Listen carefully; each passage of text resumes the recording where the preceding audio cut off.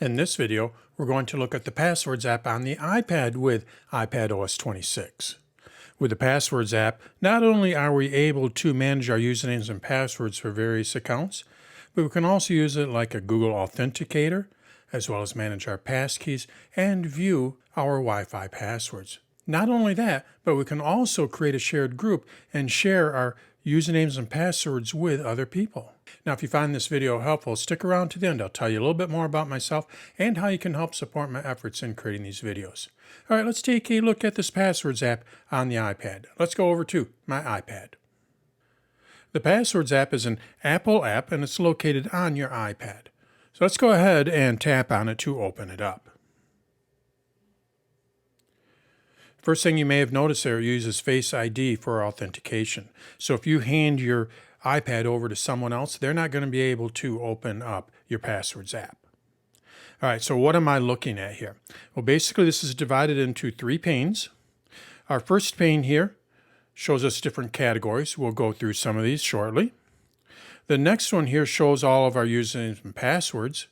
And then when we tap on a username or password, I'm going to swipe up here. I have one called Demo that I can share, and I don't have to share any information. So I just swipe up here until I find Demo. When I tap on a password, what it does is it shows me all the information here. So that's basically the layout to this. If you want to search for a password, you can search for a password as well. All right, so now let's go through these different categories. If you want to view all of your usernames and passwords, you tap on All. And then when you tap on all of your username and passwords will be right down in this area here. And then, of course, tap on one, as I mentioned, it shows you all of the information. So what am I looking at here? Well, basically, a username and password is tied to an account, right? Like a website. First thing is we have our username. This is usually going to be an email address. That's typically what a username is. It doesn't have to be, but usually what I've seen is tied to an email address. Below that, we have our password. Now, in this case here, you're not going to see my password because I'm sharing my screen. But when you do this on your iPad, you're going to see a row of dots. You still can't see the password. It's covered by these dots. But if you want to see that password, what you do is you tap on it, and now you can see that password. Again, you're not going to be able to see it here, but try it on your own. You're going to see that password. In addition to that, we can also copy the password. This comes in really handy. When you go to a website and you need to enter in that password, maybe it's not autofilling. It does happen sometimes. I'll talk a little bit more about autofilling towards the end of the video. But basically, it's supposed to autofill your password. Well, if it isn't, what you can do is you can copy that password. Because in a lot of times, a password is just a random number of, or random generation of numbers and letters. So what we're able to do is copy this password, tap on it, it copied it, and now I can go and paste that into a website. Below that, we have our website. Well, basically, a username and password is usually tied to a website or an app, and this is how the Passwords app knows what website it is. So if I were to go to demo.com, which isn't a real website, but if I were to go to demo.com, basically the Password app would know that this is the username and password for that website. So it would automatically fill it. So really there's three key pieces of information when saving usernames and passwords. We have the username, we have the password, and then we have the website. And in some cases, this also could be an app. So those are the three pieces that the Password app uses to figure out where that account is tied to. Now, in addition to that, we can also share it with a group. I'll talk a little bit more about this in a little bit. And we can see the last time it was modified, as well as any notes. So you can see that this is used for demo. It's just a note.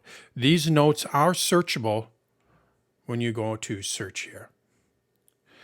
And then below that, we can see if there's any security issues with this account. In this case here, it's a compromised password. I use just the word password. I'll tell you that because it's a bogus account. But basically, I use the word password, which we should never use. So it's telling me that this is a compromised password. I should go and change it. If I wanted to change it, I tap on Change Password here. And what it'll do is it'll open up this website. I change the username or the password on that website, and then what it'll do is it'll save it back over to this account here. So we're not physically changing the password in the Passwords app. What we're doing is we're going to the website, changing it on the website, and then the website will go and save it back over to the Passwords app. That's basically how it works. If we want to add a password manually, you can do that. All you do is just tap on the plus here. And when I tap on the plus, I can go and add my username and password. I type in what it is for, label it.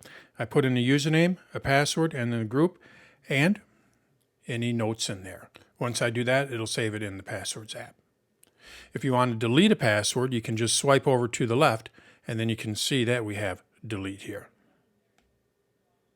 So those are our passwords. Now let's take a look at passkeys. Passkeys are a newer form of passwords. It's not really implemented throughout the web yet. It's very early. It was introduced a couple of years ago. I think this is going to come down the pipe probably in another 2 or 3 years. But what it basically does is it bypasses usernames and passwords. It saves it to your device. So then you no longer have to have a password. Best Buy has passkeys. So what I'm able to do when I go to Best Buy is I'm able to log in with a passkey. So I don't enter in a username and password. What it does is it uses a passkey on my iPad here to log into that account. And basically the way that it does that, it uses your biometric screening. So you have to use, or it would use your Face ID in this case here, because this iPad uses Face ID. So if I were to hand this over to someone else, they're not going to be able to log in to Best Buy. But the nice thing about passkeys is it doesn't necessarily use a username and password. So all these breaches where people get usernames and passwords, they're not going to be able to do that with Best Buy because it uses a passkey and it's saved on your device. Again, relatively new. You don't see it too often yet, but I think it's going to come down in a few more years. We also have codes. Codes are authentication codes like Google Authenticator. When you tap on this, what you can do is you can go and add a new code, basically tap on the plus. You can go and scan it with a QR code. That's basically how it's set up, or you can use a setup key. And then when you log into that site again, if it requests an authenticator code, it'll automatically pull it from the Passwords app. So it does include something similar to Google Authenticator. We also have our Wi-Fi passwords. I can see all of my Wi-Fi passwords. Tap on it, and I tap on the network, and over here, again, you're not going to see it because I'm sharing the screen, but you'd be able to see my password there if I were to tap on it. And again, I can tap on it and copy that. If I want to see all of my deleted passwords, I can do that as well. And then we have security. Basically, this audits your usernames and passwords. Let's go ahead and tap on it. So I have 671 passwords here, or username passwords, that I have security warnings on. In this case here, this is a compromised password, which means it's been in some sort of breach. So what I should do is I should change that password. So how do you do that? Well, basically you just tap on it.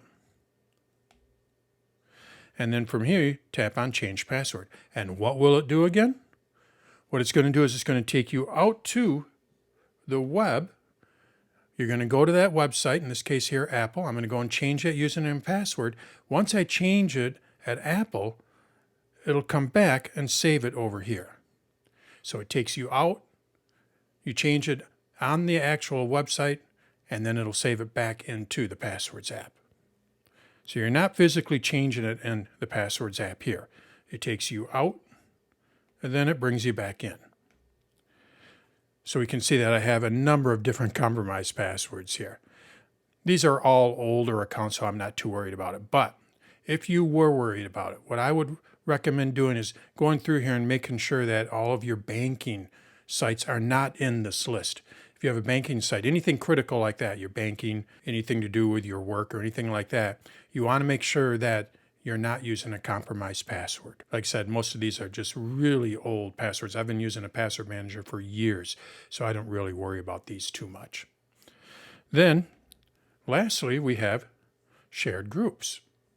What I'm able to do is create a group, and then I can share passwords with that group. I can add multiple people to it.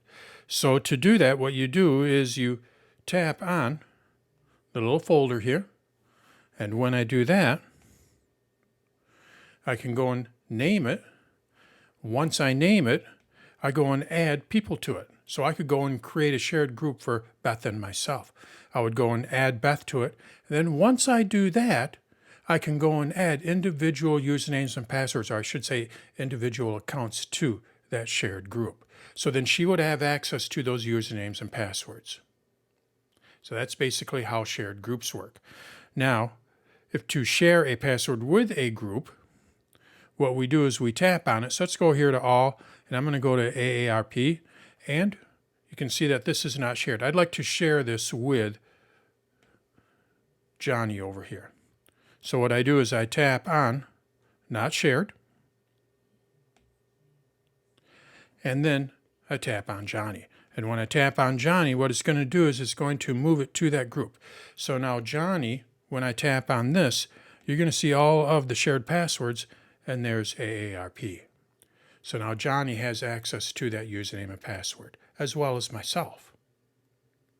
If you want to remove that, you can do that. So I just tap on AARP, and I go back over here to Johnny. And when I tap on Johnny, I can go and stop sharing that. And then it'll move it back into my group. It's not going to be shared anymore. Pretty simple how to work with groups. To manage a group, what you do is you just tap on the I here. And basically, the way that this works is groups are shared with you, and you can share groups with other people. This particular group, Johnny, is shared with me. So I'm not going to be able to add people. When I tap on this I here, I'm not going to be able to add anyone to it. You can see that. I can't add anyone. It says only the group owner can make changes. I'm not the group owner.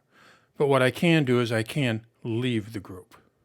Now, if I created this group, I'd be able to add more people to this because I created the group. I'm the group owner. And then I can also delete that group. So it all depends on who created the group. But either way, you're going to see all of your groups, ones that you created or ones that someone shared with you. You're going to see all of your groups over in this area here. Now, the last thing I want to show you is autofill. Basically, we want to make sure that autofill is turned on. When autofill is turned on, when you use Safari and you create an account, let's say you go over to Dan's Tutorials, my site, and you create an account there. You create a username and password. What it will do is it will automatically fill it into this app here, the Passwords app. And then next time you go to that website, it will fill it in with that username and password. So it makes it super convenient. So where do we find this autofill to make sure that it's turned on? We go to the Settings app. So I'm going to swipe up, and then we go over here to Settings. I tap on it. And then what we need to do is we need to go to General. You're going to see, whoops, too quick there. You're going to see General there. I tap on General, and now I swipe up. Here's autofill and passwords. So I tap on that, and we want to make sure that this is turned on. When that is turned on, when you create an account using Safari, what it'll do is it'll save it over to the Passwords app. And the next time you go to that website, it'll pull that information from the website. And I should mention, I'm talking about websites a lot in this video, but it also works for most apps. If you have an account with an app, it will automatically save that username and password for that app as well. So that's how we work with the Passwords app on the iPad. Basically, it's an app that I think was introduced maybe 2 or 3 years ago. And with this app, what we're able to do is not only save usernames and passwords, we can also save passkeys, use it as a Google Authenticator type of an app. We can see our Wi-Fi passwords, and then it also does an audit of all of our different usernames and passwords. So that's the Passwords app on the iPad. Now, if you found this video helpful, what you may want to do is like the video. You can subscribe to my channel. You can share it with your friends and family. In addition to that, I also have a couple of other options if you want to help support these videos. I have danstutorials.com and I have dansonlinecourses.com. With danstutorials.com, not only do I have more videos there, but I also have an AI assistant modeled after an Apple genius. What I'll do for you when you become a member of the site is I'll take out all of the ads from the videos, and you'll have access to that AI assistant. Now, this is a membership-based site, and I know that everyone doesn't like membership-based sites, a subscription. I have another option for you. I also have a course site, dansonlinecourses.com. Now, as of this recording, I just have one course on the iPhone, but I am creating a course for the iPad, which will include this video here, as well as one for the Mac down the road.